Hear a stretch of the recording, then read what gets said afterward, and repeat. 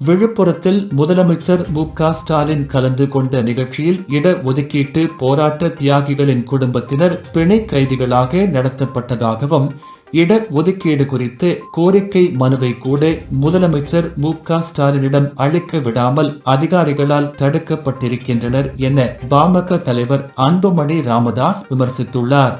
இது தொடர்பாக அவர் வெளியிட்டுள்ள அறிக்கையில், விழுப்புரம் வழுதரெட்டியில் அமைக்கப்பட்டுள்ள வன்னியர் இட ஒதுக்கீட்டு போராட்டத்தில் உயிர் தியாகம் செய்த ஈகியர்களின் மணிமண்டப திறப்பு விழாவில் பங்கேற்ற முதலமைச்சர் மு.க.ஸ்டாலின் உச்சநீதிமன்ற தீர்ப்பின் அடிப்படையில் வன்னியர்களுக்கு இட ஒதுக்கீடு வழங்குவது குறித்து எந்த அறிவிப்பும் வெளியிடவில்லை. அது மட்டுமின்றி அதில் பங்கேற்ற ஈகியர்களின் குடும்பத்தினர் இட ஒதுக்கீடு குறித்த கோரிக்கை மனுவை கூட முதலமைச்சரிடம் அளிக்க விடாமல் அதிகாரிகளால் தடுக்கப்பட்டிருக்கின்றனர். திமுக அரசின் இந்த சமூக அநீதி நடவடிக்கை கடுமையாக கண்டிக்கத்தக்கதாகும்.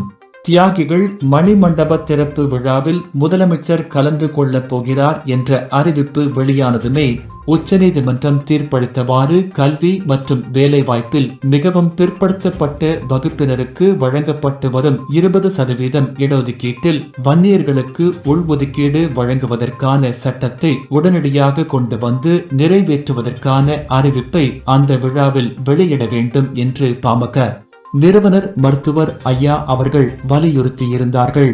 ஆனால் அந்த அறிவிப்பை முதலமைச்சர் வெளியிடவில்லை என்பது மட்டுமின்றி அது குறித்த மனுக்களை கூட முதலமைச்சரிடம் வழங்க விடாமல் தடுக்கப்பட்டிருப்பதன் மூலம் இந்த அரசு வன்னியர்கள் மீது எத்தகைய வன்மத்தை கொண்டிருக்கிறது என்பது அம்பலமாகியிருக்கிறது. முதலமைச்சர் மு.க.ஸ்டாலின் போன்ற வன்னியர்களுக்கு எதிரான மனநிலை கொண்டவர்கள் எவ்வளவுதான் முட்டுக்கட்டைகளை போட்டாலும் அவை அனைத்தையும் முறியடித்து வன்னியர்களுக்கான சமூக நீதியை மருத்துவர் ஐயா அவர்கள் வென்றெடுத்துக் கொடுப்பார்.